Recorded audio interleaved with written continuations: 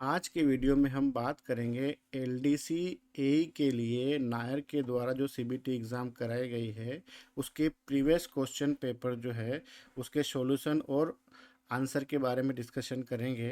तो पार्ट 1 में हम टीएलएसी से संबंधित क्वेश्चन लेंगे। पार्ट 2 में हम ओएचई पीएसआई यानी टीआरडी से संबंधित प्रश्न उत्तर और पार्ट 3 में हम लोको से संबंधित प्रश्न उत्तर के बारे में बात करेंगे। तो अभी हम पार्ट 1 के बारे में बात करते हैं जिसमें टीएलएसी से संबंधित क्वेश्चन जो है उसको डिस्कस करेंगे। तो आइए स्टार्ट करते हैं। पहला क्वेश्चन है, एलएचबी कोचों में 750 वोल्ट की फीडर लाइन जो है वो कितनी होती है, यानी कितनी फीडर लाइन जो है वो चलती है। तो इसका सही आंसर होगा 2। इसको हम थोड़ा अच्छे से समझते हैं कि एक पावर कार स्टार्टिंग में है और एक पावर कार एंड में है और ये हमारा एक पूरा एलएचबी रेक का कॉन्फ़िगरेशन रहता है। बीच में नॉन एसी और एसी कोच रहते हैं। इस पावर कार से जो जनरेशन होगा वो वही जनरेशन जो है एंड की पावर कार तक, या इस पावर कार से जो जनरेशन होगा वो इस पावर कार तक जो है पावर लाइन के थ्रू चलता है, कोस्ट टू कोस्ट। तो ये इस प्रकार से जो आपको है दिखाई दे रहा है, तो इसी को हम बोलते हैं फीडर लाइन। यानी कि ये पावर कार है दोनों तरफ और यहाँ से जो है एक कंटिन्यूस लाइन एंड तक जाती है, उसी प्रकार से इधर भी एक एंड तक लाइन जाती है। तो इसी को बोलते हैं हम फीडर 1 या फीडर 2 या नेट 1 और नेट 2। इसमें टोटल 7 वायर चलते हैं फीडर लाइन में। वोल्टेज 750 वोल्ट होता है और इनकी जो स्क्वायर एम एम साइज़ है आर वाई बी की वो है 150 स्क्वायर एम एम, और जो न्यूट्रल है वो है 95 स्क्वायर एम एम, और जो अर्थ का वायर है वो है 70 स्क्वायर एम एम, और जो दो सेफ्टी लूप के वायर होते हैं उनकी साइज है 6 स्क्वायर एम एम। तो इसी को हम फीडर लाइन बोलते हैं। तो टोटल फीडर होते हैं दो, 1 और 2। नेक्स्ट क्वेश्चन है, the number of we belt use for driving 110 volt 4.5 kilowatt TL alternator. तो इसका जो है अगर हम बात करें तो टीएल कोच में छोटा अल्टरनेटर लगता है, इसकी कैपेसिटी है 4.5 किलोवाट, और एसी कोच की बात करें तो उसमें थोड़ा सा बड़ी साइज़ का अल्टरनेटर लगता है जिसकी कैपेसिटी है 25 किलोवाट। तो देखो यहाँ पे 1 2 3 4, यानी कि यहाँ पे जो बेल्ट की संख्या रहेगी इसके ऊपर वो रहेगी 4। और अगर वो एसी कोच के बारे में पूछता है तो उसके ऊपर रहेगी एक अल्टरनेटर के ऊपर 1 2 3 4 5 6, यानी 6 प्लस 6 यानी कि 12 बेल्ट। तो क्वेश्चन में उसने 4.5 किलोवाट अल्टरनेटर के बारे में पूछा है, तो इसका सही आंसर होगा 4। क्यों? क्योंकि यहाँ पे 4 ही ग्रुप्स है, यानी कि जो बेल्ट की संख्या रहेगी वो 4 रहेगी। और बोगी में जो अल्टरनेटर लगा होता है ये इस प्रकार से उसका कॉन्फ़िगरेशन होता है। ये एक्सल पुल्ली है और ये अल्टरनेटर की पुल्ली है जो ये वाली है। इसको बेल्ट की सहायता से जो है कपल्ड कर दिया जाता है, और जब भी एक्सल मूवमेंट करेगा तो ये भी घूमेगा और हमको जनरेशन मिलेगा। तो टीएल कोच में 4.5 किलोवाट का जो अल्टरनेटर वो एक ही लगा होता है, जबकि एसी कोचों में ये 25 किलोवाट का अल्टरनेटर जो है वो दो लगे होते हैं। तो बेल्ट की संख्या पूछा है, अगर एसी कोच के बारे में पूछता है तो 12, लेकिन अभी नॉन एसी के बारे में पूछा है तो वो है 4.5 किलोवाट का जिसके ऊपर 4 बेल्ट चलेंगे। तो इसका सही आंसर होगा 4। नेक्स्ट है, when relay is used in type of coaches, यानी कि जो वेन रिले होती है वो किस प्रकार के कोचों में यूज़ की जाती है। तो जो वेन रिले है वो आईसीएफ एसी कोचों में यूज़ की जाती है। अब आईसीएफ कोच हम किनको बोलते हैं, इस प्रकार से जो आपको पुराने कोच दिखते थे इनमें नीचे की तरफ अल्टरनेटर लगा होता था और जनरेशन होता था, और वही जनरेशन जो है हम लाइट फैन और एसी चलाने के लिए यूज़ करते थे। तो उसमें जो आरएमपीयू लगता था उसको चलाने के लिए 415 वोल्ट एसी थ्री फेस की ज़रूरत पड़ती थी, और आरएमपीयू के इस वाले हिस्से में ये वेन रिले लगी होती थी।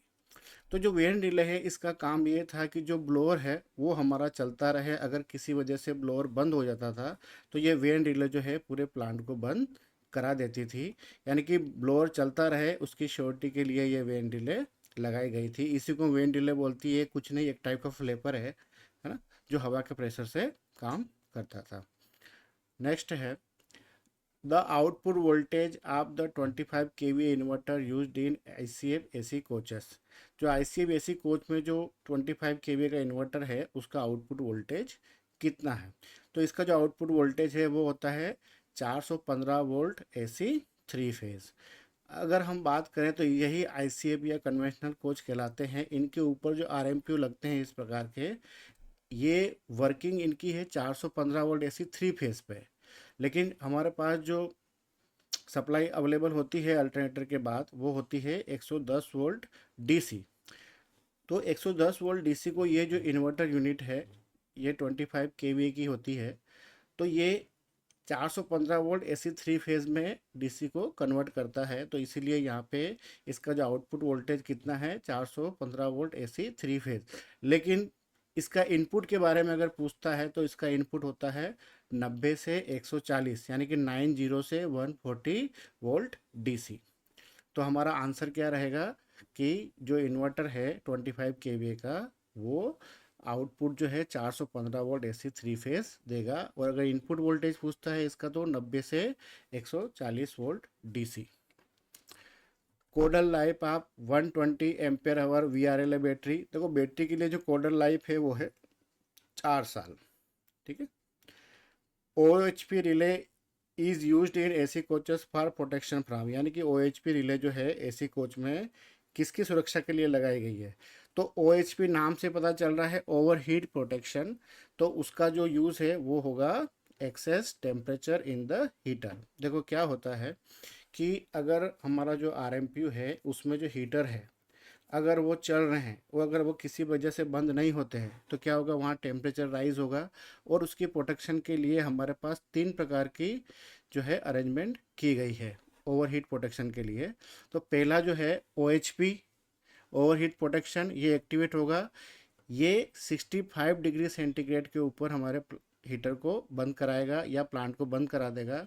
दूसरा जो प्रोटेक्शन है ओवरहीट से बचने के लिए वो है माइक्रो प्रोसेसर, जो कि 85 डिग्री के ऊपर जो है प्लांट को बंद करेगा। और जो तीसरी प्रोटेक्शन है वो है ESTI, यानी कि एक टाइप की फ्यूजिबल लिंक होती है, जो 130 यानी कि 130 डिग्री सेंटीग्रेड के ऊपर जो है उसमें एक छोटा सा बल्ब होता है जो वो फट जाएगा और हीटर को सर्किट से अलग कर देगा। तो 3 प्रकार की प्रोटेक्शन हमने बात की। तो ये OHP के बारे में बात कर रहा, तो वो क्या हो गई, excess temperature in the heater. Next question है, LHB AC coach micro processor has temperature setting. उसमें कितनी टेम्परेचर सेटिंग होती है, तो उसमें जो टेम्परेचर सेटिंग होती है वो है 7। ये जो है इस प्रकार से हमको RMPU को कंट्रोल करने के लिए जो माइक्रो प्रोसेसर है LHB AC कोचों में दिखता है। और इसका जो डिस्प्ले है, इसके अंदर जो डाटा है वो हमको इस प्रकार से डिस्प्ले यूनिट में दिखता है। ये भी वही सेम डिस्प्ले यूनिट है। अब इसके ऊपर आप देखो यहाँ पे टेम्परेचर सेटिंग की कितनी रेंज दी गई है, 1 2 3 4 5 6 7। तो इसी को हम 7 सेटअप डिस्प्ले भी बोलते हैं। तो हमको कितनी सेटिंग के बारे में पूछा है, तो ये 7 सेटिंग, यानी कि इस पर से हम जो भी सेटिंग की कमांड करेंगे या दे देंगे, हमारा माइक्रो प्रोसेसर उसी के ऊपर कूलिंग हीटिंग या जो भी है वो करता रहेगा। तो टोटल कितना है, 7 सेटअप, 7 सेटअप। ठीक है। उसी प्रकार the capacity of VRLA battery used in LHB AC coaches. तो जो LHB AC कोच में जो VRLA बैटरी है उसकी कैपेसिटी होती है 70 एम्पियर आवर। अगर वो TL कोच की पूछता है या नॉन AC कोच की पूछता है LHB के, तो वो होती है 120 एम्पियर आवर। और अगर वो ये पूछता है कि पावर कार में जो है इंजन को स्टार्ट करने के लिए कितने एम्पेयर आवर की बैटरी लगी होती है, तो उसका आंसर होगा 290 एम्पेयर आवर। तो अभी AC कोच के बारे में पूछ रहा है तो वो होगा 70 एम्पेयर आवर। MMR जो है, ठीक है, उसका फुल फॉर्म क्या है, जो कि LHB कोचों में जो यूज़ की जाती है, तो उसका फुल फॉर्म होगा मेजरिंग एंड मॉनिटरिंग रिले। तो देखिए LHB AC कोचों में और नॉन AC कोचों में ये इस प्रकार से MMR लगी होती है, जो कि फीडर का जो वोल्टेज है उसको वो मॉनिटर करती है। तो वो 5 पैरामीटर को मॉनिटर करती है। क्या क्या 5 पैरामीटर है, वो है ये, phase sequence, over voltage, under voltage, phase failure या फेज वोल्टेज अनबैलेंस। अगर ये पांचों पैरामीटर अगर ओके है तो ये ग्रीन होती है और आगे सप्लाई को पास करवाती है, जिससे हमारा जो फीडर कॉन्टेक्टर है वो ऑपरेट होते हैं। यानी कि एक प्रकार से ये मॉनिटरिंग रिले है। तो इसका नाम क्या हो गया, measuring and monitoring relay. The total number of 60 KV transformer. तो कोई ये पूछ रहा है कि एलएचबी पेंट्री कार में 60 केवी के कितने ट्रांसफार्मर लगे होते हैं। तो दो लगे होते हैं, ठीक है। एक होता है कोच लोड के लिए और एक होता है पेंट्री लोड के लिए। लेकिन अगर वो ये पूछता है कि एलएचबी एसी कोच में कितने ट्रांसफार्मर लगे हैं, तो उसका आंसर होगा 1। एसी कोचों में 1, पेंट्री कार में 2। और अगर वो ये पूछते हैं कि पावर कार में कितने ट्रांसफार्मर लगे हैं, तो उनकी संख्या होगी 3, ठीक है। तो पेंट्री कार के बारे में पूछा है तो उसका सही आंसर होगा 2। इस प्रकार का जो है हमें 60 केवी ट्रांसफार्मर अंडर फ्रेम में लगा हुआ दिखता है। 500 केवी होटल लोड कन्वर्टर जो है उसकी आउटपुट सप्लाई क्या है। देखो ये काफ़ी इंटरेस्टिंग क्वेश्चन है, ठीक है। तो 220 volt 50 hertz, 415 volt 50 hertz three phase neutral सहित, या 415 वोल्ट 50 हर्ट्ज थ्री फेज बगैर न्यूट्रल के, या 750 वोल्ट 50 हर्ट्ज थ्री फेज बगैर न्यूट्रल के। तो इसका सही आंसर होगा, ठीक है, वो होगा 750 volt without neutral three phase. लेकिन अगर वो बोलता है कि जनरेटर का आउटपुट कितना है डीजी सेट का, तो 750 volt three phase with neutral. लेकिन जब कन्वर्टर की बात कर रहे हैं तो वहाँ पे होगा विदाउट न्यूट्रल, ठीक है।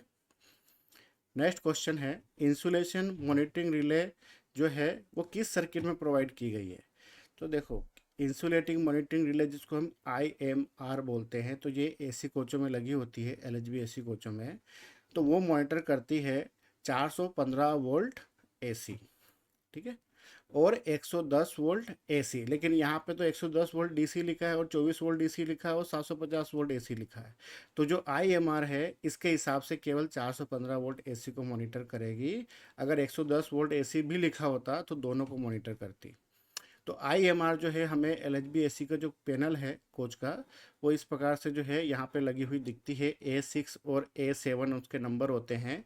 IMR यानी कि इंसुलेटिंग या इंसुलेशन मॉनिटरिंग रिले। तो जो A6 है ये 110 वोल्ट एसी को मॉनिटर करती है, और जो A7 है ये 415 वोल्ट एसी को मॉनिटर करती है। मॉनिटर का मतलब ये है कि ये देखती है कि जो हमारा 415 वोल्ट या 110 वोल्ट जो सर्किट है उसमें कहीं इंसुलेशन वीक तो नहीं हो गया है, या कहीं अर्थ तो नहीं हो रहा है। अगर होता है तो ये इंडिकेट करेगी और हमको पता चलेगा कि हमारे सर्किट में कहीं ना कहीं लीकेज या इंसुलेशन वीक है, ठीक है। तो A6 110 वोल्ट एसी के लिए और A7 415 वोल्ट एसी के लिए। तो उसमें केवल एक ही ऑप्शन था 415 वोल्ट एसी, तो उसका सही आंसर आएगा 415 वोल्ट एसी। नेक्स्ट क्वेश्चन है, थ्री फेज लोको में होटल लोड लगाया गया है। अब देखो, दो ही प्रकार के लोको है जो हमको HOG सप्लाई प्रोवाइड करते हैं, और वो है WAP5 और WAP7 दोनों। तो इसका सही आंसर क्या होगा, दोनों। नेक्स्ट क्वेश्चन है, ICF TL कोच में ब्रशलेस अल्टरनेटर की रेटिंग कितनी है। देखो हमने स्टार्टिंग में ही बात किया था। तो जो अल्टरनेटर छोटा होता है इस प्रकार से हमको दिखता है ना। तो ये 4.5 किलोवाट है, तो इसका सही आंसर होगा 4.5 किलोवाट। और अगर AC कोच के बारे में पूछता कि, तो वहाँ पे होगा 25 किलोवाट। अब ये पूछ रहा है कि ICF AC कोच में, ठीक है, जो RMPU लगा होता है उस कोच में बैटरी की कैपेसिटी कितनी होती है। तो ये ICF कोच या कन्वेंशनल कोच इनको हम बोलते हैं। तो इनमें जो कैपेसिटी होती है बैटरी की वो होती है 1100 एम्पेयर आवर, ठीक है, 1100 एम्पेयर आवर। और कितने सेल यूज़ किए जाते हैं अगर ऐसा पूछता है तो 56 सेल और 2 वोल्ट एक सेल का रहता है। तो यानी कि टोटल जो है 1100 एम्पेयर आवर की बैटरी यूज़ की जाती है। और सेल के बारे में पूछता है तो 56 सेल।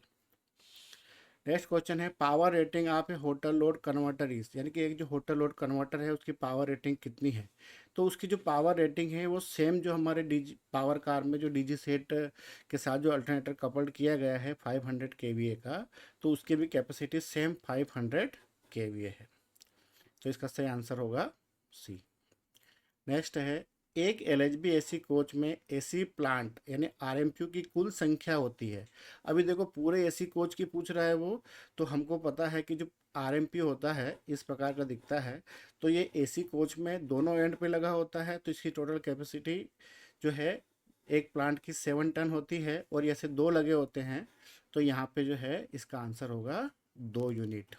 ठीक है, कैपेसिटी कितनी है 7 टन, 2 है तो 7 + 7 यानी कि 14 टन। कोच की कैपेसिटी पूछता है तो आपको बताना है 14 टन। ठीक है, तो इसका सही आंसर होगा 2 यूनिट जो है एक LHB AC कोच में लगी होती है RMPO की। अब RMPO का फुल फॉर्म क्या है, यही RMPO है, तो ये रूफ के ऊपर लगा होता है, इसलिए इसका फुल फॉर्म बनेगा रूफ माउंटेड पैकेज यूनिट। ठीक है, नेक्स्ट क्वेश्चन है full form of HOG। HOG का फुल फॉर्म होता है head on generation. Next question है कैपेसिटी ऑफ इस diesel tank in the LHB power car, यानी LHB पावर कार में जो डीजल टैंक लगे होते हैं उसमें एक की कैपेसिटी कितनी है। तो देखो एक की कैपेसिटी पूछा है तो 1500 लीटर होगी और 2 लगे होते हैं। ठीक है, तो देखो ये पावर कार में ये 2 टैंक लगे हैं, एक ये लगा है और एक ये लगा है, तो 1500 लीटर ये 1500 लीटर ये, यानी टोटल कैपेसिटी पूरे कोच की पूछता तो कितनी हो गई पावर कार की 3000 लीटर। यहाँ पे वो एक की पूछ रहा है प्रत्येक, यानी कि 1500 litre. Currently all new LHB coaches are fitted with, यानी कि LHB कोच में अभी कौन सी लाइट लगी गई है, तो वो है LED लाइट, यानी अभी जितने भी LHB कोच आ रहे हैं सभी में LED लाइट प्रोवाइड की गई है। नेक्स्ट क्वेश्चन है फुल फॉर्म ऑफ ERRU। देखिए ERRU जो है उसका पूरा नाम होता है इलेक्ट्रॉनिक रेक्टिफायर कम रेगुलेटिंग यूनिट। ये इस प्रकार से हमको दिखता है, ये ERRU का खुला हुआ सिरा है और इस प्रकार से ये दिखता है। ठीक है, तो ये हो गया इलेक्ट्रॉनिक्स रेक्टिफायर कम रेगुलेटिंग यूनिट। ठीक है, इसका काम क्या है, इसका काम ये है कि जो अल्टरनेटर जो अंडर फ्रेम में लगा होता है सेल्फ जनरेशन कोचों में, उसकी जो जनरेशन होके आती है AC वोल्टेज उसको ये DC बनाता है, इसलिए रेक्टिफायर यूनिट हो गई। और वो रेगुलेट भी करता है आउटपुट को, यानी फिक्स रखता है, इसीलिए उसको हम रेगुलेटिंग यूनिट भी बोलते हैं। ठीक है, तो रेक्टिफायर का हम रेगुलेटिंग यूनिट मतलब ये AC को DC बनाता है और DC सप्लाई को आउटपुट में रेगुलेट भी करता है, यानी कि कॉन्स्टेंट बना के हमको देता है। तो इसी को बोलते हैं ERRU, यानी कि इलेक्ट्रॉनिक रेक्टिफायर कम रेगुलेटिंग यूनिट। इनमें से कौन सा ट्रेन लाइटिंग सिस्टम वर्तमान में वर्किंग में नहीं है। देखो सेल्फ जनरेशन है, एंड ऑन जनरेशन है, हेड ऑन जनरेशन है, लेकिन MOG यानी कि मिड ऑन जनरेशन नहीं है, यानी कि ये ऑब्सोलेट हो चुका है। ये ऐसा सिस्टम था जिसमें बीच में पावर कार लगती थी, जो कि अब नहीं लगती है, अभी दोनों एंड पे ही पावर कार रहती है। तो एंड ऑन जनरेशन है, लोको से सप्लाई ले रहे हैं तो हेड ऑन जनरेशन है, और कोच के नीचे अल्टरनेटर से ले रहे हैं तो सेल्फ जनरेशन है, लेकिन अभी मिड ऑन जनरेशन सिस्टम नहीं है। नेक्स्ट क्वेश्चन है LHB कोच की रेक में टर्बो चार्जर का उपयोग कौन से कोच में किया जाता है। देखो टर्बो चार्जर जो है एक इंजन का ही पार्ट होता है, तो यहाँ पे इंजन पावर कार में ही होते हैं, तो इसका सीधा सीधा आंसर होगा पावर कार में। Pre cooling of AC coach is required to be done, यानी कि जो AC कोच होता है उसकी प्री कूलिंग क्यों किया जाना आवश्यक है। तो प्री कूलिंग का मतलब ये होता है कि जैसे कि मान लो गाड़ी का डिपार्चर समय 1 बजे है या कहीं से चलने वाली है डेस्टिने मतलब कि स्टार्टिंग स्टेशन हो सोर्स स्टेशन से, वो 1 बजे का मान लो डिपार्चर है, तो 1 घंटे या आधे घंटे पहले जो है हम कोच को ठंडा कर देते हैं, ताकि जब पैसेंजर जब उसमें इंटर हो तो उसका अच्छा लगे। तो कोच को पहले से ही ठंडा करना प्री कूलिंग कहलाता है। ठीक है, तो वो कहाँ की जाती है, दोनों स्टेशन पे की जाएगी। प्राइमरी और सेकेंडरी डिपो के जो स्टेशन है जहाँ से यात्रा प्रारंभ हो रही है वहाँ दोनों पे किए जाते हैं, इसलिए इसका सही आंसर होगा 3। तो प्री कूलिंग मतलब नाम से पता चल रहा है कोच को पहले से ही ठंडा करना, कब, जब गाड़ी का डिपार्चर समय है उससे पहले। तो इसका सही आंसर है C। नेक्स्ट क्वेश्चन है ICF टाइप AC कोच के प्लांट के परिचालन में कौन सी सुविधा उपलब्ध नहीं है। कूलिंग है, हीटिंग है, वेंटिलेशन है या डिह्यूमिडिफिकेशन है। देखो अगर हम LHB कोच के बारे में पूछता तो उसमें ये चारों ही फैसिलिटी है, लेकिन यहाँ पे वो स्पेशल मेंशन किया है ICF टाइप, है ना। तो ICF टाइप में जो है डिह्यूमिडिफिकेशन नहीं होता है, लेकिन LHB कोचों में होता है। ठीक है, तो इसके लिए जो है LHB कोचों में इस प्रकार से ह्यूमिडिटी सेंसर लगा होता है ना। लेकिन आईसीएफ कोचों में या आईसीएफ के एसी कोचों में इस प्रकार का कोई सिस्टम नहीं लगा होता है, कोई सेंसर नहीं है, तो वो डिह्यूमिडिफिकेशन नहीं करता है, बाकी ये तीनों चीज़ें करता है। लेकिन एलएचबी कोच के बारे में पूछता है तो वो ये चारों ही करता है, कूलिंग, हीटिंग, वेंटिलेशन और डिह्यूमिडिफिकेशन। प्री कूलिंग और पुल डाउन टेस्ट कोच के किसकी गुणवत्ता के लिए किए जाते हैं? तो देखो, प्री कूलिंग अभी हमने बात किया, कोच को पहले से ठंडा करना। पुल डाउन का मतलब ये होता है कि जो एसी है हमारा, जो प्लांट आरएमपीयू है, उसको कूलिंग कैपेसिटी की जांच करना या उसकी कूलिंग कैपेसिटी पता करना, सही से कूलिंग कर रहा है या नहीं कर रहा है, तो उसके लिए किसके एसी प्लांट के लिए ही ये टेस्ट किए जाते हैं। Pull down test AC plant के लिए और प्री कूलिंग भी एसी प्लांट के लिए। ठीक है, इसका सही आंसर होगा एसी प्लांट। यानी कि प्री कूलिंग और पुल डाउन टेस्ट जो है कोच के एसी प्लांट की गुणवत्ता के लिए किए जाते हैं। आईसीएफ टीएल कोच में कुल इमरजेंसी फीड टर्मिनल यानी जो ईएफटी है उनकी संख्या कितनी है? तो टोटल जो ईएफटी होते हैं 4 होते हैं, और ईएफटी इस प्रकार से कोच की जो पीछे एंड वाल है उस पर लगे होते हैं। यहाँ पे हम टेम्पररी कनेक्शन करने के लिए इसका यूज़ करते हैं।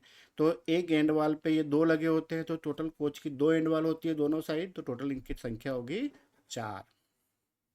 इनका यूज़ कहाँ करते हैं इमरजेंसी फीड टर्मिनल का? कोच से कोच सप्लाई लेने के लिए। ठीक है, इसीलिए इसका नाम है इमरजेंसी फीड टर्मिनल। कब? जब हमारा कोच डिफेक्टिव हो गया हो, जनरेशन नहीं हो रहा या बैटरी बैठ गई हो, तब हम क्या करते हैं कि बगल का जो हेल्दी कोच है उससे सप्लाई हम फॉल्टी कोच में फिट करते हैं, तो वो इसके द्वारा हम पॉजिटिव नेगेटिव लगा के सप्लाई को लेते हैं। तो टोटल संख्या होगी इनकी 4। ये दोनों एंड वाल पे लगे होते हैं, 2 + 2 यानी कि 4।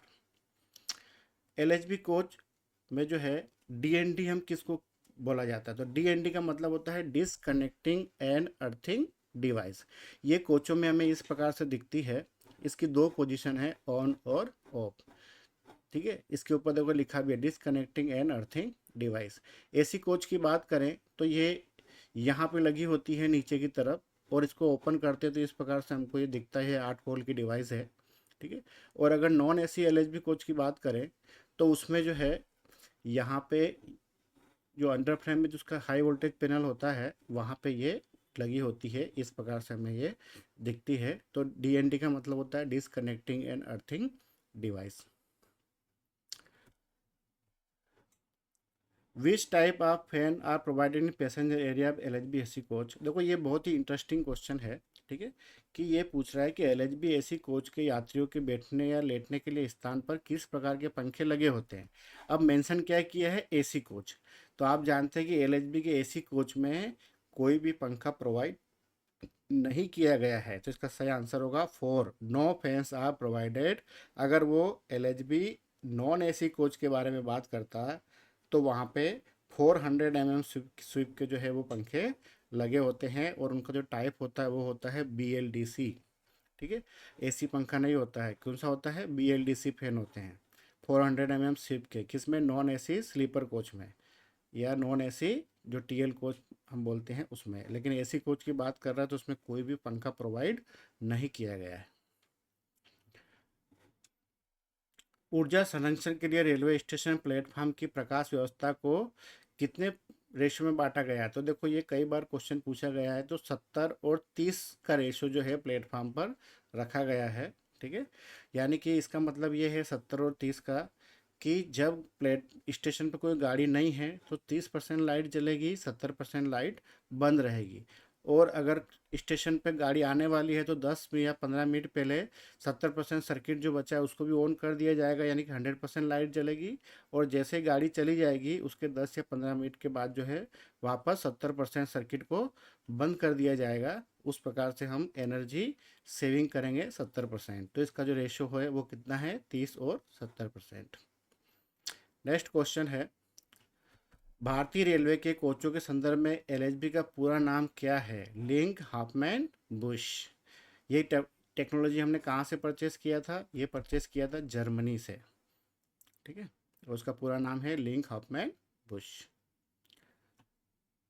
एसी कोचों के संदर्भ में WRA का पूरा नाम क्या है? देखो, WRA का मतलब होता है वाटर रेजिंग अपरेटस। ठीक है। और वर्तमान में हम इसको पंप के नाम से जानते हैं, ठीक है। ये जो अंडर फ्रेम में लगे होते हैं पंप, यही WRA कहलाता है, यानी कि water raising apparatus. RCA make जो RMPU प्रकार के एसी कोच में कूलिंग कॉइल या हीटिंग एलिमेंट के लिए एयर फ्लो मौजूद होने पर ही कंप्रेसर या हीटर ऑपरेट हो, यह सुनिश्चित करने के लिए क्या लगाया गया है। देखो अभी हमने ऊपर भी देखा था कि हमारा ब्लोअर हमेशा चलता रहे, ये कंफर्म करने के लिए जो है ICF कोचों में वेन रिले लगाई गई है। तो वेन रिले हमें इस प्रकार से दिखती है, तो सही आंसर होगा इसका वेन रिले।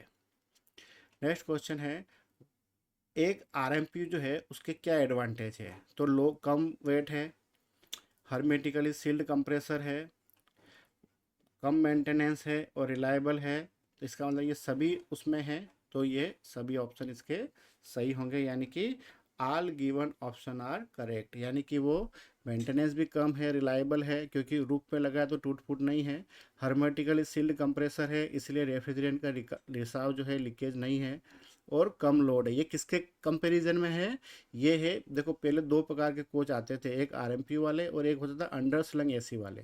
तो उसमें क्या होता था कि जो कंप्रेसर कंडेंसर वगैरह जो होते थे वो ओपन होते थे, यानी कि अलग अलग लगे होते थे, और 110 वोल्ट DC पे चलते थे, और सारा यूनिट कहाँ लगा होता था, अंडर फ्रेम में। तो जो पत्थर वगैरह टकराते थे तो कुछ टूट फूट भी हो जाती थी और लीकेज ज़्यादा होती थी क्योंकि उसमें सारी चीज़ें अलग अलग होती थी। इसीलिए जो RMPU है उसकी तुलना में काफ़ी अच्छा है, इसलिए ये इसके चारों ही एडवांटेज सही है। नेक्स्ट क्वेश्चन है, इंटरलॉकिंग कंट्रोल पैनल है ना, कौन सा, LHB रैक में होटल लोड जनरेशन के लिए, यानी कि जो HOG का जो इंटरलॉकिंग पैनल है वो किस प्रकार के कोच में लगाया गया है। तो देखो वो दो ही प्रकार के कोच में लगता है। कहने का मतलब ये है कि जब हमको HOG सप्लाई लेना है तो लोको के साथ कौन सा कोच अटैच होगा, तो वो होगा पावर कार, ठीक है। इसमें से पेंट्री कार या लोकोमोटिव या किसी भी कोच ऐसी कोच का नहीं होगा, या तो पावर कार के साथ अटैच होगा लोको, या फिर एक दूसरा कोच हम लगाते हैं LSLRD। वो अगर LSLRD भी होता तो दोनों होगा, लेकिन यहाँ पे केवल पावर कार ऑप्शन में है, तो इसका सही आंसर होगा पावर कार। यानी कि जब भी हम HOG सप्लाई लेना चाहेंगे तो उसके लिए जो इंटरलॉकिंग पैनल है वो दो ही प्रकार के कोचों में लगाया गया है, एक पावर कार में और एक दूसरा LSLRD में। तो इसका सही आंसर है पावर कार।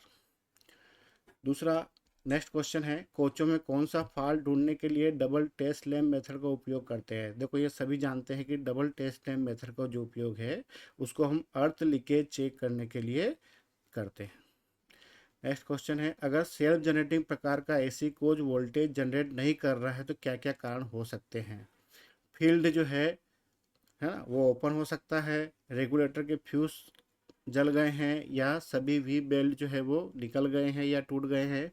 तो इसका सही आंसर होगा सभी, यानी कि इनमें से कोई भी अगर सिचुएशन आएगी तो जनरेशन नहीं होगी, ठीक है। तो सही आंसर है इसका all given option are correct. तो अगले पार्ट में हम बात करेंगे OHE और PSI के बारे में। तो आपको वीडियो कैसा लगा, अगर पसंद आया हो तो प्लीज़ लाइक करें, और सब्सक्राइब नहीं किया है तो सब्सक्राइब करें ताकि आपको आने वाली वीडियो की नोटिफिकेशन मिलती रहे। मिलते हैं अगले वीडियो में, धन्यवाद।